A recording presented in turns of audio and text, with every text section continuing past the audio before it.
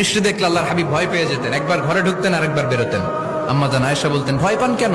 আল্লাহর হাবিব বললেন, জানি না এই মেঘ থেকে বজ্রপাত এসে মদিনাটারে জ্বালিয়ে দিবে নাকি মেঘ থেকে বৃষ্টি এসে মদিনাটারে উর্বর করে দিবে, আমি তো জানি না, ভয় হয়।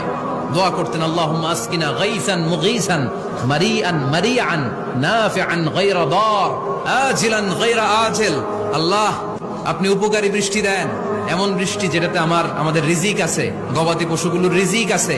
কল্যাণজনক বৃষ্টি দেন, ভালো বৃষ্টি হইলে তাড়াতাড়ি দেন, দেরি করেন না কোন। সুবহানাল্লাহ।